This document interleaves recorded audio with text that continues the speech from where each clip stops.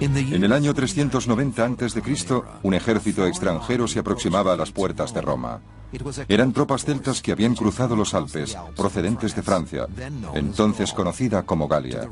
Para griegos y romanos los celtas eran bárbaros, y no había nadie a quien más temieran. La palabra hispánico.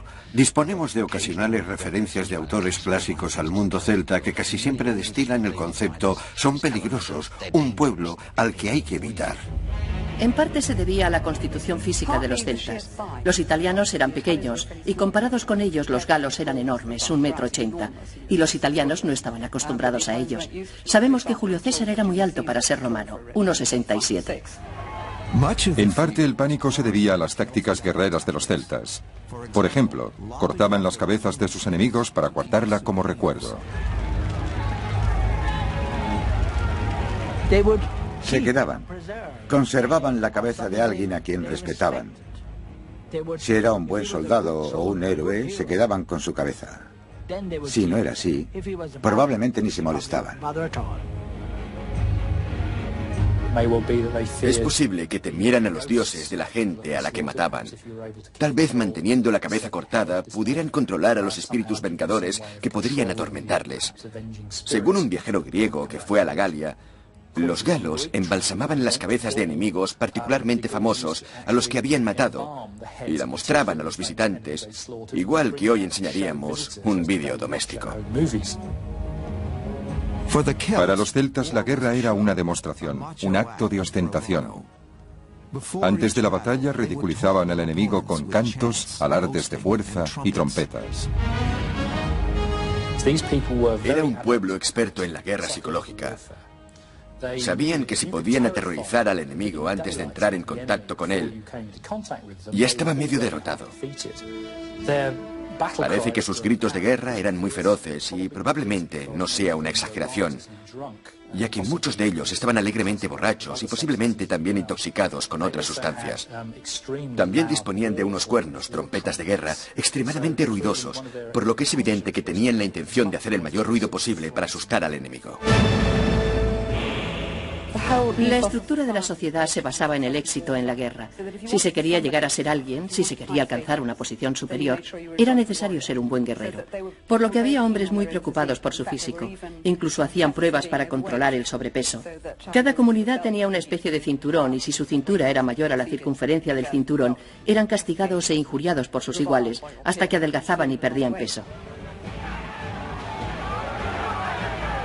Para demostrar su valor, muchos celtas combatían desnudos, algunos con muy poco más que pinturas de guerra de vivos colores.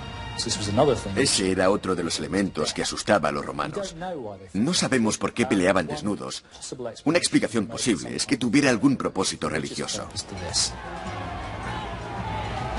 Podría ser un rito, pero también para presumir de músculos y de pinturas corporales. En parte era una cuestión de valor, además del rito. Cuando estás peleando te desprendes de todo y te ofreces a los dioses. Para griegos y romanos la guerra era un serio asunto de conquista. Lo que les desconcertaba de los celtas era que no seguían las reglas clásicas de la guerra. Para estos, la guerra era la oportunidad de demostrar el valor individual. A los ejércitos romanos se les enseñaba a pelear en equipo. A los soldados les decían que confiaran y se apoyaran mutuamente en el campo de batalla. Mientras que parece ser que para un ejército celta, la guerra era más bien un deporte de competición, en el que los guerreros competían entre sí para conseguir honores y gloria.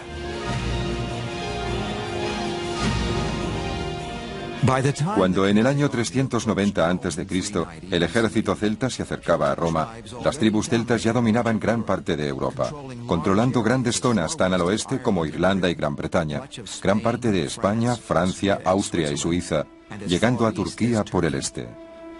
Pero no existía el imperio celta porque no era un pueblo unificado.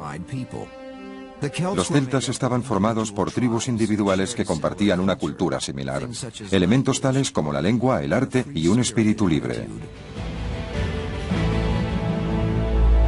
Un planteamiento ante la vida, el arte y la religión. Y no hay duda de que los celtas tenían un planteamiento característico ante la vida de evidente despreocupación. Estos pueblos que vivían en tierras tan distintas como Irlanda, España o Turquía, probablemente no mantenían un contacto directo entre ellos, pero su cultura y su lengua eran similares, y en algunos casos también su arte. Artefactos celtas que han sido encontrados en lugares tan distantes como Irlanda y Hungría son muchas veces idénticos en estilo. ¿Cómo es posible que la cultura celta se extendiera tan ampliamente? Los arqueólogos no están seguros, pero creen que se debe a una combinación de comercio, migraciones y campañas militares. Gran parte de la cultura celta sigue siendo un misterio, porque estos no dejaron nada escrito. La suya era una tradición oral, y mucho de lo que sabemos se lo debemos a los escritos de sus enemigos. Lo único que tenemos son opiniones griegas y romanas, pero si intentas evaluar a un pueblo extranjero, no es muy fácil hacerlo cuando lo estás mirando por encima de tu escudo y ellos te están gritando. Uno de los elementos que ayudó a extender la influencia celta fue su destreza trabajando el metal. Eran expertos en la fabricación de herramientas de guerra. Espadas largas de duro acero con un buen filo, escudos, armaduras y especialmente vehículos como cuadrigas en las que las grandes ruedas llevaban aros de hierro a modo de llantas, lo que significa que eran muy maniobrables y resistentes.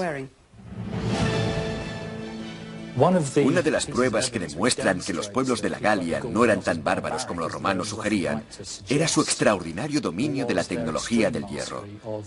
Eran capaces de crear objetos de hierro que inicialmente los romanos no sabían fabricar.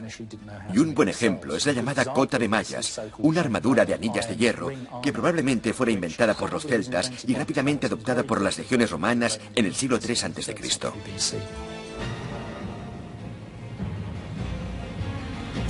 Cuando un ejército celta estaba a las puertas de Roma, en el año 390 a.C., presto a destruir un mundo clásico que estaba entrando en una era dorada, la misma Roma ya había empezado a adoptar el modelo griego de arquitectura y arte dramático.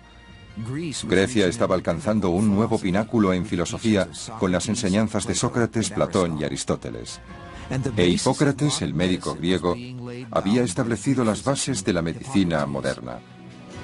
A los romanos les desconcertaba que unos bárbaros, como ellos consideraban a los galos celtas, quisieran visitar el mundo clásico. Cuando los romanos se enfrentaron a los galos por primera vez, les preguntaron, ¿por qué venís a Italia? Y los galos respondieron, todas las cosas pertenecen a los valientes. Se enfrentaban por vez primera a un ejército celta. Era una visión tan aterradora que salieron huyendo y esto dejó completamente indefensa la ciudad de Roma, vulnerable a los ataques de los galos del norte, que procedieron a saquearla y destruirla. Descendieron hasta Roma y tiraban de las barbas de los senadores del foro, porque no creían que los romanos fueran estoicos, pero se quedaron allí sentados, firmes, sin atreverse a mostrar sus temores, mientras los celtas entraban fanfarroneando y sin acabar de creerse que los senadores fueran reales. Por eso tiraban de sus barbas. Los celtas pasaron unos 6 meses saqueando Roma con la ciudad a su merced. Pero decidieron no quedarse. ¿Qué tenía la filosofía celta que hizo que renunciaran a un premio tan importante? No creo que conquistar Roma fuera muy importante para ellos. Las ciudades no les interesaban. Les interesaba más conseguir tierras, poder, elevarse socialmente. En cierto modo no entendían al Imperio Romano. Su filosofía era completamente distinta a la de los romanos. Los celtas llegaban, saqueaban, cogían grandes cantidades de vino, plata o lo que encontraran, se lo llevaban de regreso y decían, soy un gran hombre, lo he conseguido. Los romanos querían conquistar un país y mantenerlo, quedarse con él para siempre poder seguir comerciando con dicho país. Los romanos consiguieron que los celtas se marcharan sobornándolos con oro, pero estos dos enemigos volverían a encontrarse. Mientras tanto, los celtas no habían terminado con el mundo clásico. En el año 279 a.C. marcharon contra el templo griego de Delfos, donde los estados griegos guardaban gran parte de sus tesoros. Tiene lugar un curioso episodio en Delfos cuando se rieron de los griegos por representar a sus dioses con forma humana. Miraron las estatuas y los consideraron muy ingenuos por creer que los dioses tenían aspecto humano. Pero los griegos invocaron a sus dioses para que los protegieran de los celtas y estos no les defraudaron. Hubo tormentas de nieve y terremotos, y los celtas de la Galia se retiraron perplejos. Los dioses enviaron señales de presagios para atacar a los galos, quienes ya no podían entenderse mutuamente y empezaron a pelear entre ellos. Lo que los griegos dijeron es que el dios Pan creó dicha confusión entre ellos, derivándose de él nuestra palabra pánico. A pesar de que los celtas y el mundo clásico habían llegado a ser unos grandes contrincantes en el campo de batalla, la verdad es que los celtas no deseaban vivir en ciudades como los griegos y los romanos. Los celtas exigieron 450 kilos de oro como rescate para abandonar Roma. Cuando los romanos protestaron por la cantidad, el caudillo celta añadió su propia espada de hierro a las balanzas, exclamando: ¡ay de los vencidos! Para los celtas, las grandes ciudades del mundo clásico eran objetivos para ser saqueados, pero no lugares en los que vivir. Los celtas eran un pueblo rural que frecuentemente iba de un sitio a otro. La palabra civilizado significa vivir en una ciudad, y las culturas griega y romana estaban basados en el urbanismo, en vivir en comunidades urbanas estrechamente unidas con todo lo que eso significa. Y por supuesto, los celtas era un pueblo rural que no estaba muy interesado en echar raíces ni en construir grandes estructuras. Por ello creo que el romano ignorante que no entendía a los celtas los consideraban toscos, salvajes y bárbaros. Cuando las tribus celtas no estaban peleando, cultivaban las tierras y vivían en pueblos como este. En el sur de Inglaterra, los arqueólogos han recreado una granja celta, con sus edificaciones, sus animales y sus cultivos, los elementos que conformaban la vida celta hace más de 2000 años. Eran los granjeros quienes financiaban las campañas de los guerreros. Es una sociedad jerarquizada, con un caudillo en la cúspide y bajo él, y no necesariamente para que ese caudillo siga ocupando su lugar, se encuentra la aristocracia guerrera. Bajo ella, la gente que genera el dinero o la riqueza, que así lo prefiere, para que exista dicha aristocracia. Estamos hablando de los granjeros, los empresarios, los carreteros, la gente que comerciaba y producía esa economía excedente que permitía la existencia de la aristocracia. Los celtas vivían principalmente en pequeños pueblos sin aplicar el concepto romano de estado. También, a diferencia de los romanos, que construían con piedra, los celtas lo hacían con madera, barro y paja, por lo que muy pocas construcciones han sobrevivido hasta nuestros días. Pero los arqueólogos que han reconstruido las edificaciones celtas dicen que muestran una gran complejidad. Cuando se analizan las grandes casas circulares considerando su forma arquitectónica, se llega a la conclusión de que son mucho más complejas, tanto en concepto como en su ejecución, que construir un gran templo de piedra. Creo que son muy superiores, pero utilizaron unos medios diferentes. Utilizaron madera con la que crearon grandes estructuras, edificaciones domésticas con una superficie de 190 metros cuadrados. Para cubrir una casa con un diámetro de casi 20 metros, estamos hablando de 16 toneladas de paja, y eso solo para cubrir el tejado. Tal vez la edificación más importante de un pueblo celta fuera el salón de banquetes, en el que los guerreros satisfacían su pasión por la comida y la bebida. Tenemos que imaginar esta gran casa circular, con el fuego en el centro y tal vez un cerdo o un buey asándose en ese fuego central, y a su alrededor los guerreros en orden ascendiente, desde la puerta hasta el jefe, quien se sentaba frente a la puerta ocupando la posición de mayor influencia. Con relación a la comida, lo más importante entre los celtas era la porción del héroe. La porción del héroe era el mejor trozo de carne y se daba al héroe. Provocaba muchas disputas, ya que era frecuente que dos guerreros se desafiaran para saber quién se quedaría con la porción del héroe. Todo el mundo gritaba, apartaban las mesas y parecía que en el salón se celebraba un duelo, seguramente a muerte. Con esto puede entenderse por qué los griegos y los romanos se lo pensaran dos veces antes de invitar a los galos a comer. Los escritores clásicos constantemente criticaban a los celtas por no diluir el vino concentrado de la época. No se molestaban en diluirlo, ya que lo bebían para alcanzar lo más rápidamente posible un estado de parálisis. Esa es una de las razones por la que este pueblo fuera considerado como bárbaro. Aunque la pasión de los celtas era la uva, su especialidad fueron los cereales. Los granjeros celtas, especialmente en Inglaterra, estaban entre los más avanzados de su tiempo. Los granjeros celtas que estuvieron aquí en el primer milenio antes de Cristo ya producían no solo lo suficiente para vivir, sino un excedente para exportar al continente. César nos dice que exportaban cereales y pieles al continente antes de que los romanos interfirieran en la zona. Las semillas que encontramos en las tumbas de los faraones, por ejemplo, son exactamente las mismas que cultivaban los celtas, pero estos lo hacían mejor.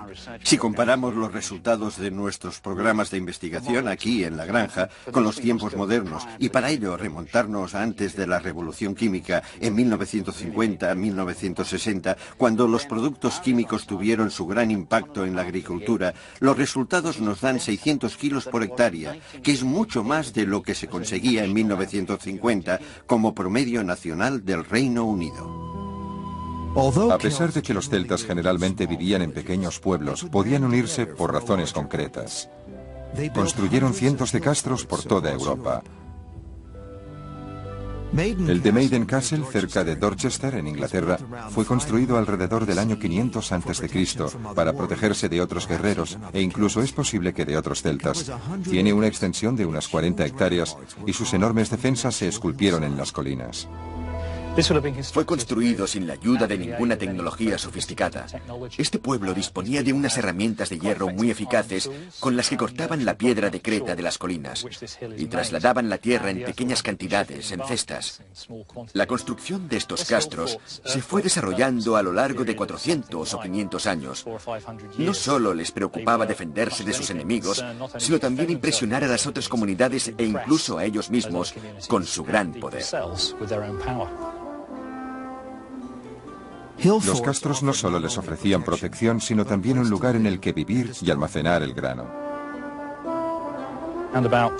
Por el año 200 a.C., este castro tendría más o menos el mismo aspecto que en la actualidad, pero su interior estaría cubierto por aquí con grandes casas de techos cónicos y muchas instalaciones para almacenar los productos agrícolas. Pero los castros como el de Maiden Castle también fueron construidos por otras razones. Los arqueólogos creen que también eran monumentos religiosos.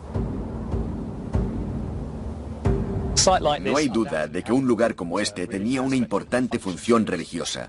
Por ejemplo, resulta interesante y curioso que muchos de estos asentamientos de la Edad de Hierro, no solo los castros, sino también pequeñas alquerías, tuvieran su entrada orientada al este.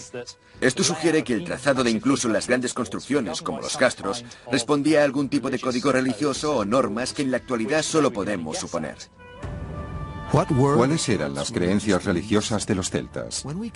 Exploraremos su mundo de dioses, templos y sacrificios humanos, y sus oscuros sumos sacerdotes, los druidas.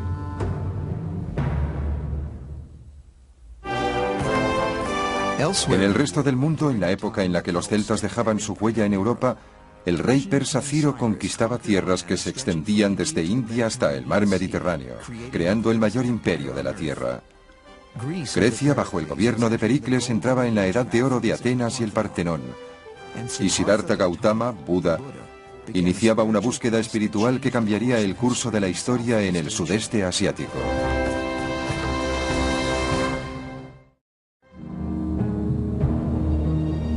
Frente a la costa oeste de Irlanda se encuentran las Islas Aran, donde pueden verse una serie de misteriosas estructuras orientadas hacia el mar. Tienen una antigüedad de por lo menos 2000 años, y durante mucho tiempo se pensó que eran fortalezas celtas. Pero los trabajos de los arqueólogos sugieren algo completamente distinto. Estructuras como esta, la de Tuna Engus, eran versiones celtas del Coliseo. anfiteatros para grandes acontecimientos. Estoy seguro de que eran utilizadas como centros ceremoniales. Tenían una plataforma natural muy parecida a la de un escenario que se encuentra en todos ellos. Y estaban rodeados por estas estructuras. Es evidente que fue construido durante varias generaciones, por lo que por algún motivo importante se le añadía otro círculo. Según el profesor Rin, los anfiteatros como el de Duna Engus probablemente tuvieran una función religiosa, un impresionante escenario para los caudillos celtas y sus sumos sacerdotes, los druidas. Elegían los lugares más inspiradores y construían grandes monumentos. Puede construirse un gran monumento como el de Dún Aengus, o como San Pedro, o el Partenón, o Stonehenge, con obreros voluntarios, ya que los fines son religiosos. De otra forma no podía hacerse, y elegían los mejores lugares, especialmente elevados, que pudieran ser vistos a kilómetros de distancia para que la gente acudiera de otros asentamientos lejanos. Nadie sabe exactamente lo que ocurría aquí. Pero si estas construcciones eran religiosas, los sacerdotes tenían que ser druidas, cuyo poder sobre la vida cotidiana de los celtas podría ser mayor incluso al de los caudillos. Eran al mismo tiempo sacerdotes, abogados, tal vez incluso médicos. Hacían de árbitros en las disputas. Eran maestros, eran profetas, veían el futuro y principalmente controlaban todo lo sobrenatural y mediaban entre los dioses y los humanos. Los druidas eran esenciales para el éxito de los celtas en la guerra. Aconsejaban a los caudillos sobre el día en que deberían iniciar la batalla. Un calendario de bronce, encontrado en Colín, en Francia, del que solo quedaban unos meses, nos sirvió para reconstruir todo el calendario de los celtas locales. Algunos de los días se llamaban matis y otros en matis, que significaba día con suerte y sin suerte. No se pelea en un día sin suerte, se espera a un día con suerte. Es decir, ejercían una gran influencia sobre la gente. La formación de un druida llevaba 20 años, porque todo debía ser memorizado. Los celtas casi no escribieron nada. En vez de ello, transmitieron todos sus conocimientos mediante la lengua celta. Lo que he dicho en irlandés, que es la lengua celta clásica de la actualidad, es que los celtas no tenían un sistema de escritura. No supieron escribir hasta que se encontraron con los romanos y en épocas posteriores. En realidad lo aprendieron todo de memoria, especialmente los druidas. Tal vez fuera un método para mantener los conocimientos entre ellos y que no cayeran en manos de otros pueblos. Los druidas tenían poder sobre la vida y la muerte y seleccionaban a las víctimas de los sacrificios humanos. Como este hombre encontrado en 1894 en un pantano inglés. Le habían golpeado en la parte posterior de la cabeza, le habían cortado el cuello, lo habían estrangulado con alambre y luego lo echaron al pantano. Desafortunadamente, no tenemos su versión de por qué sacrificaban a la gente. Solo podemos especular. Es probable que pidieran la ayuda de los dioses por alguna razón, tal vez para agradecerles su ayuda y la victoria en la guerra. Sabemos que estaba bien alimentado, sabemos que no era un obrero, tenía las uñas muy cuidadas y un bigote cuidadosamente cortado. Probablemente fuera alguien de cierta importancia. Es posible que para que el sacrificio humano fuera eficaz, tuviera que ser alguien que tuviera una cierta posición en la comunidad. Es posible que incluso fuera algún miembro de la Casa Real. Es posible que las víctimas fueran voluntarios porque los celtas no le temían a la muerte. Los druidas les hablaban de otra vida, y las tumbas celtas estaban llenas de instrumentos para utilizar en esa otra vida. En cuanto a sus dioses, los celtas no adoraban a un solo dios, sino a cientos de deidades que se encontraban en la naturaleza.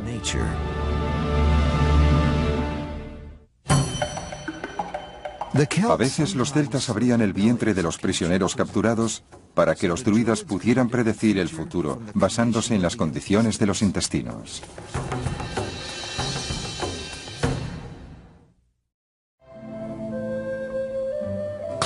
Su arte constituye una prueba irrefutable de la naturaleza libre de los celtas.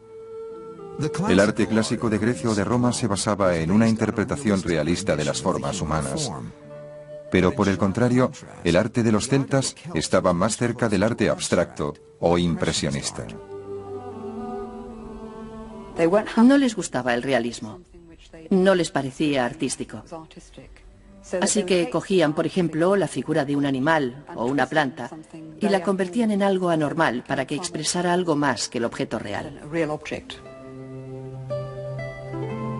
Si pensamos en términos de formas artísticas como el método para averiguar la espiritualidad de un pueblo, el mundo celta tenía un gran sentido de la libertad, un sistema de diseño abierto en todos los sentidos. Siempre creyeron que podían hacerlo mejor que Dios. Él creó un hombre bueno. Nosotros lo tatuaremos y conseguiremos que sea más atractivo. Su arte era diferente porque era abstracto, decorativo. Pero fue la primera expresión artística auténtica. El arte por el arte, no el de los Alpes. Y eso es muy importante. Es precioso, realmente precioso. El arte celta refuta la afirmación del mundo clásico de que los celtas eran unos bárbaros. Algunos de los escritores griegos y romanos, en particular el griego Polibio, dijeron que los galos no tenían ningún arte y los objetos que estos producían carecían de valor, porque su sentido estético era muy diferente. Creo que constituye una de las grandes tradiciones artísticas de Europa. Puede compararse con cualquiera de las grandes formas artísticas europeas. Es muy profundo, es extremadamente hábil y los artistas modernos que intentan reproducir algunos de sus diseños les parece muy difícil. Los contrastes entre los celtas y los romanos iban más allá del arte, llegando al campo de batalla. Un ambicioso general romano invadiría las tierras de los celtas buscando mejorar su reputación a base de la sangre celta. Se llamaba Julio César. El poder militar celta había alcanzado su cúspide alrededor del año 300 a.C. Pero en el año 60 a.C., los celtas ya no eran el poder más temido de Europa. Ahora ese título pertenecía a sus viejos enemigos, los romanos. Julio César, uno de los generales romanos con mayor futuro, sabía que necesitaba conquistas extranjeras para ganar fama, dinero y poder. En el año 58 a.C., eligió su objetivo y cruzó los Alpes para invadir la Galia celta, la moderna Francia. Para Julio César, la Galia simplemente representaba una oportunidad a gran escala de relaciones públicas y un medio de conseguir un gran botín. La mayor cantidad posible de oro para enriquecerse personalmente y para ganar gloria militar. Todo ello le ayudaría a adquirir un mayor poder en Roma. Tuvo muy poca relación con los galos. Solo fueron las oportunidades que se presentaron cuando lo necesitaba. Iba a ser una lucha entre la maquinaria militar romana y las tribus celtas, que carecían de una defensa cohesionada. Los romanos disponían de un ejército organizado.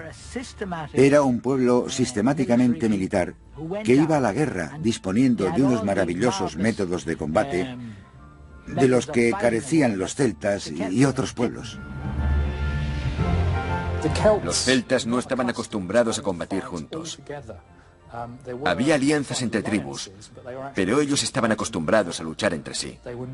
No estaban preparados para la feroz escala de la guerra de la conquista imperial que César llevó a cabo. César consiguió eliminarlos tribu por tribu. Tenemos informes que muestran una crueldad increíble. Una tribu en concreto, los Nervi, que disponía de más de 5.000 guerreros, quedaron reducidos a 500 cuando César hubo terminado con ellos. Según los relatos de los romanos, la campaña de César en las Galias tuvo como resultado más de 1 millón de celtas muertos y otro millón tomados como esclavos. Probablemente fuera la campaña más sangrienta que vivió Europa hasta las guerras napoleónicas 2000 años después. Pero los galos consiguieron contraatacar bajo la dirección de un joven noble celta llamado Vercingetorix. Consiguió, a pesar de las tradiciones del pasado, reunir un gran número de tribus galas bajo su mando. Eran conscientes de que estaban luchando por su libertad y fue la última oposición de los celtas a Roma. Vercingetorix organizó una campaña a base de ataques relámpago por la Galia, cortando las líneas de suministros de César, y estuvo a punto de alcanzar la victoria. En una o dos ocasiones, César tuvo grandes problemas con el ejército de Vercingetorix, y si la suerte de algunas batallas hubiese sido ligeramente diferente, César hubiese podido morir en el campo de batalla, o por lo menos haber sufrido un descrédito político que habría puesto fin a su carrera. Pero por fin los celtas galos y su caudillo no pudieron resistir la maquinaria de guerra romana y se vieron obligados a rendirse. Vercingetorix se convirtió en el prisionero de César. Se vio obligado, como era práctica común entre los romanos, a marchar encadenado en el desfile triunfal de Julio César en la ciudad de Roma, que celebraba su conquista de las Galias, y después fue ejecutado siguiendo el ritual. César también invadió Britania, otro baluarte celta, pero sin éxito. Sin embargo, un siglo después, en el año 43 de nuestra era, Claudio, el emperador romano, organizó una nueva campaña contra las islas. Los británicos opusieron una valiente resistencia contra la invasión romana, que probablemente consistiera en 40.000 soldados. Este fue el mayor ataque a través del canal en cualquier dirección antes del día D, en 1944. Los romanos, algunos montados en elefantes, que los británicos celtas no habían visto nunca, avanzaron por el sur de Britania, atacando pueblos y castros como el de Maiden Castle. Defensas como estas no plantearían un gran problema para los romanos. Evidentemente sufrirían algunas bajas atacando una fortaleza así, pero yo diría que tardarían solo un día para entrar en ella, utilizando artillería y quemando las puertas. Los celtas del interior de la fortaleza se defendieron ferozmente, pero sin éxito. Intentarían evitar la entrada de las legiones lanzándoles jabalinas y piedras con honda desde lo alto del terraplén. Pero claro, los legionarios disponían de una gran protección. A principios del siglo XX fueron encontrados durante una excavación en Maiden Castle unos posibles restos del ataque romano. En algunos esqueletos aún estaban incrustadas puntas de lanza. No hay duda de que mucha de la gente enterrada en ese cementerio murió violentamente. Los cuerpos presentan cortes causados por espadas, otros siguen con las puntas de lanza en su cuerpo. Lo que no podemos demostrar con certeza es que las bajas fueran causadas por un ataque al castro. A pesar de la continuada resistencia, los romanos se hicieron fuertes en el sudeste de Britania, en la actualidad Inglaterra. Pero casi perdieron toda la provincia de Britania cuando provocaron a Boadicea, una reina celta. A diferencia de Roma, las mujeres celtas tenían derechos y poder. Las mujeres recibían un buen trato, gozaban de igualdad, disponían de autonomía dentro del matrimonio, aportaban dinero, podían poseer propiedades y obtenían dinero también. No afirmaría que las mujeres disfrutaban de un liberalismo y libertad absoluta, pero era mucho mayor que la del mundo clásico. Las mujeres celtas podían gobernar a tribus y comandar ejércitos en el campo de batalla. Una de las cosas que decían los romanos es que no les iba nada mal contra un celta hasta que aparecía su mujer. Parece que algunas de las mujeres celtas eran muy buenas en el campo de batalla. Cuando Boadicea se negó a entregar el control de sus tierras a los romanos, los soldados romanos la flagelaron y violaron a sus 2 hijas. Las acciones de los capitanes romanos fueron tan brutales e irritaron tanto a los celtas que provocaron una explosión de energía retenida y una gran agresividad, resistencia y resentimiento ante la presencia romana. Las tribus celtas reaccionaron de forma rápida y con fuerza, capitaneados por la reina Boadicea. Tenemos su descripción. Era extremadamente grande y feroz, con sus cabellos pelirrojos cayéndole en cascada hasta las rodillas y adornada con un gran collar de oro, con unos ojos penetrantes y una voz áspera. Capitaneó el ejército celta contra 3 ciudades romanas, incluyendo Londres, y las arrasó, matando a unos 70.000 romanos. Prácticamente borró la presencia romana. Ella y su ejército mataron a todos los que encontraron en su camino. Y si se excavara en cualquiera de estas ciudades, llegando hasta la era romana, se vería una gran capa negra de destrucción que se puede atribuir directamente a sus actividades. Se trataba de un gran ejército, formado no solo por guerreros varones, sino también por mujeres y niños. Todo el mundo acudía a ver cómo los odiados romanos eran masacrados. El ejército de Boadicea estuvo tan cerca de conseguir la victoria total que Nerón, el emperador romano, consideró seriamente retirarse de Britania. Pero en una confrontación decisiva, el ejército de Boadicea fue derrotado. Ella y sus hijas prefirieron suicidarse antes que rendirse ante los romanos. Gradualmente, después de eso, las tribus celtas de Britania se romanizaron. La gente se vio obligada a vivir en ciudades. Cuando los romanos invadieron Britania, lo primero que hicieron fue imponer la urbanización, porque así podían controlar al pueblo. Así, la vida se concentró en las ciudades, en las nuevas ciudades que fueron construidas. La mayor parte de los rastros más evidentes de la estructura social y organización prerromana fueron eliminados por la romanización. Se produjeron cambios que hacen imposible cualquier reconocimiento. Cuando se fueron los romanos, no había en el este nada que pudiera considerarse celta. La cultura celta se enfrentaba a la extinción bajo el peso del dominio romano. Pero como veremos, contra cualquier probabilidad consiguió sobrevivir y continuó influenciando la vida occidental hasta la actualidad.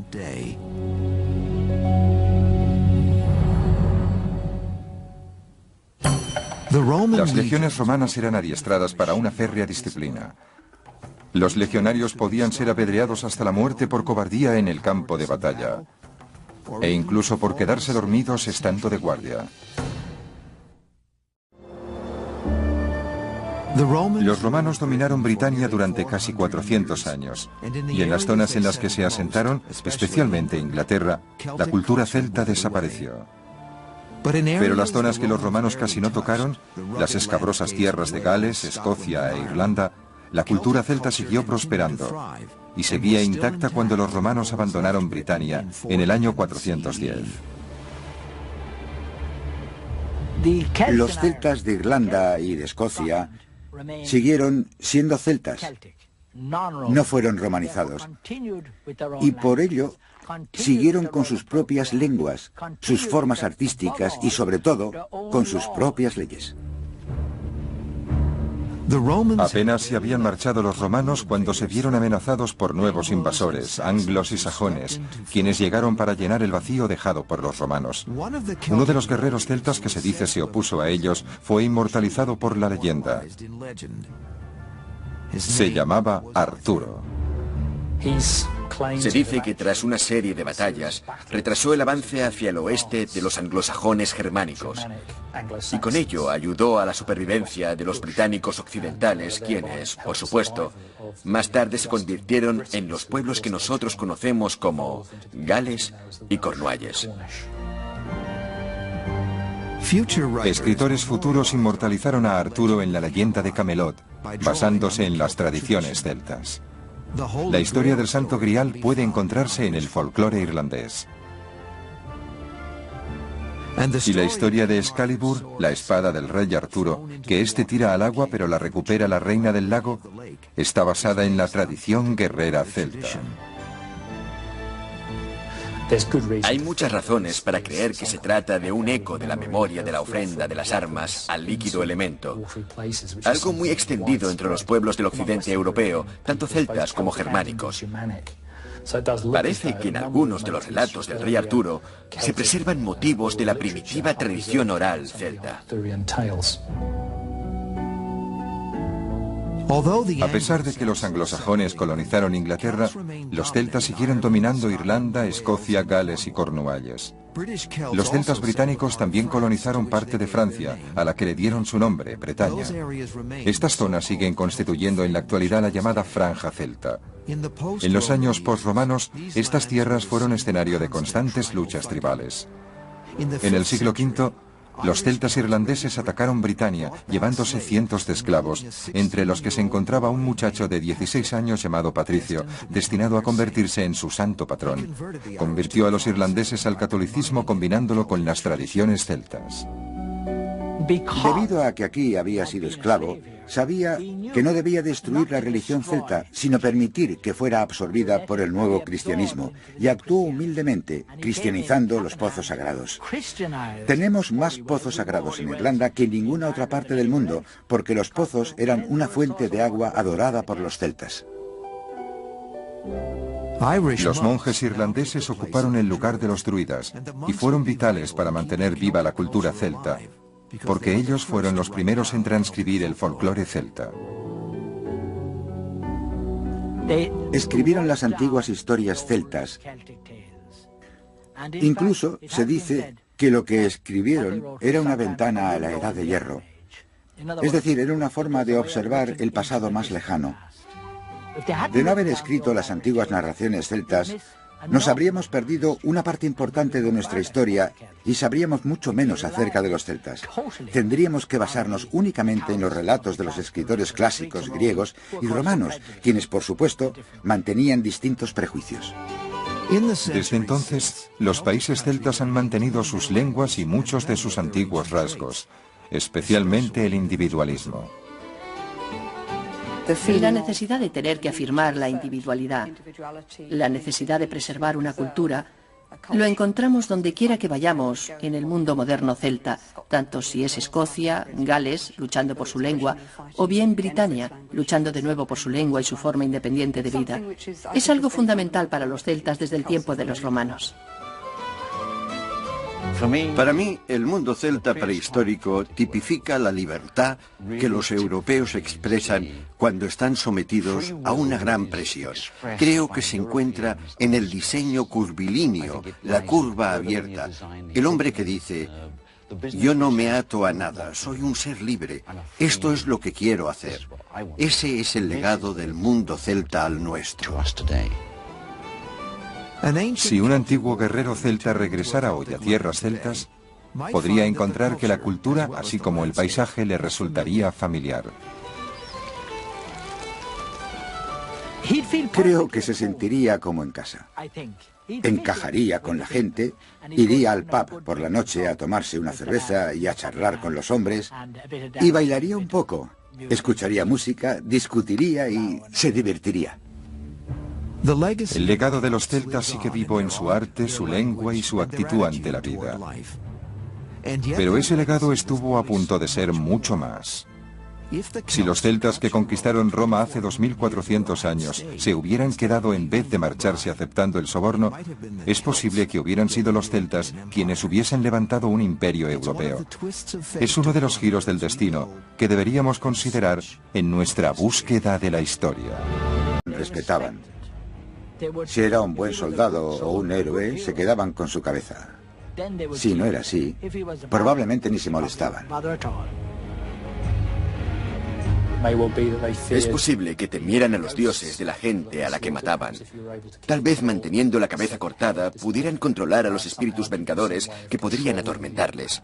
Según un viajero griego que fue a la Galia, los galos embalsamaban las cabezas de enemigos particularmente famosos a los que habían matado y la mostraban a los visitantes, igual que hoy enseñaríamos un vídeo doméstico. Para los celtas la guerra era una demostración, un acto de ostentación. Antes de la batalla ridiculizaban al enemigo con cantos, alardes de fuerza y trompetas. Era un pueblo experto en la guerra psicológica. Sabían que si podían aterrorizar al enemigo antes de entrar en contacto con él, ya estaba medio derrotado. Parece que sus gritos de guerra eran muy feroces y... Austria y Suiza, llegando a Turquía por el este. Pero no existía el imperio celta porque no era un pueblo unificado. Los celtas estaban formados por tribus individuales que compartían una cultura similar, elementos tales como la lengua, el arte y un espíritu libre. Un planteamiento ante la vida, el arte y la religión. Y no hay duda de que los celtas tenían un planteamiento característico ante la vida de evidente despreocupación. Estos pueblos que vivían en tierras tan distintas como Irlanda, España o Turquía, probablemente no mantenían un contacto directo entre ellos, pero su cultura y su lengua eran similares, y en algunos casos también su arte. Artefactos celtas que han sido encontrados en lugares tan distantes como Irlanda y Hungría son muchas veces idénticos en estilo. ¿Cómo es posible que la cultura celta se extendiera tan ampliamente? Los arqueólogos no están seguros, pero creen que se debe a una combinación de comercio, migración. Podría ser un rito, pero también para presumir de músculos y de pinturas corporales. En parte era una cuestión de valor, además del rito. Cuando estás peleando te desprendes de todo y te ofreces a los dioses. Para griegos y romanos la guerra era un serio asunto de conquista.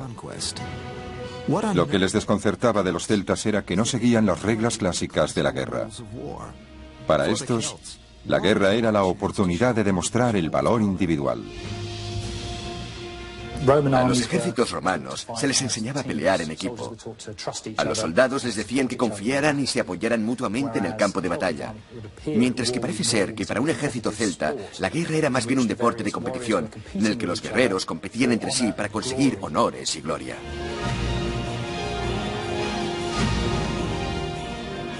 Cuando en el año 390 a.C.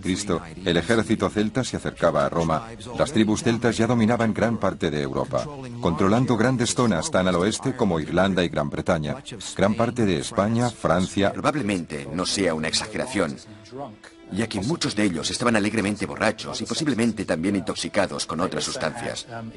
También disponían de unos cuernos, trompetas de guerra, extremadamente ruidosos, por lo que es evidente que tenían la intención de hacer el mayor ruido posible para asustar al enemigo. La estructura de la sociedad se basaba en el éxito en la guerra. Si se quería llegar a ser alguien, si se quería alcanzar una posición superior, era necesario ser un buen guerrero. Por lo que había hombres muy preocupados por su físico. Incluso hacían pruebas para controlar el sobrepeso. Cada comunidad tenía una especie de cinturón y si su cintura era mayor a la circunferencia del cinturón, eran castigados e injuriados por sus iguales, hasta que adelgazaban y perdían peso. Para demostrar su valor, muchos celtas combatían desnudos, algunos con muy poco más que pinturas de guerra de vivos colores. Ese era otro de los elementos que asustaba a los romanos. No sabemos por qué peleaban desnudos. Una explicación posible es que tuviera algún propósito religioso.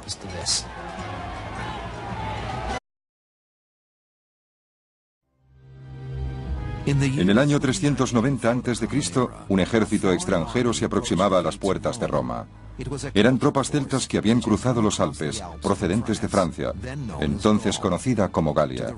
Para griegos y romanos los celtas eran bárbaros, y no había nadie a quien más temieran. La palabra hispánico.